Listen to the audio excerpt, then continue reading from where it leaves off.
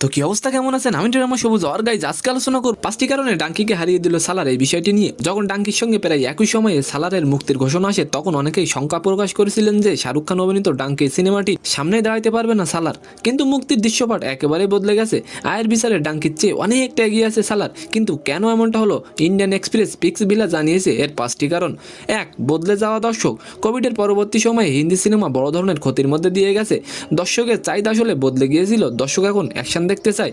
2. পাঠান বা জওয়ানের মতো নয় ডাঙ্কি। চলতি বছরে শাহরুখ খান অভিনীত পাঠান বা জওয়ান হিট হয়, কিন্তু ডাঙ্কি আগের 2 সিনেমার মতো নয়। 3. দক্ষিণী ঝড়। দক্ষিণী তারকাদের জন্য তেমন কোনো প্রচার লাগে না। প্রিয় তারকার সিনেমা মুক্তি পেলে সবাই সেটা দেখার জন্য চলে যায়। আর সালালের আয়ের বড় অংশ এসেছে দক্ষিণ ভারত থেকে। 4. প্রশান্ত নীলের কারিশমা। কেজিএফের 2 কিস্তি দিয়ে প্রশান্ত নীল এখন ভারতের অন্যতম অ্যাকশন সিনেমা নির্মাতা। তিনি পদ্মায় বড় পরিসরে গল্প বলেন আর তার সঙ্গে যুক্ত হয়ে যায় দর্শকরা। 5. মুখে মুখে ছড়িয়ে পড়া।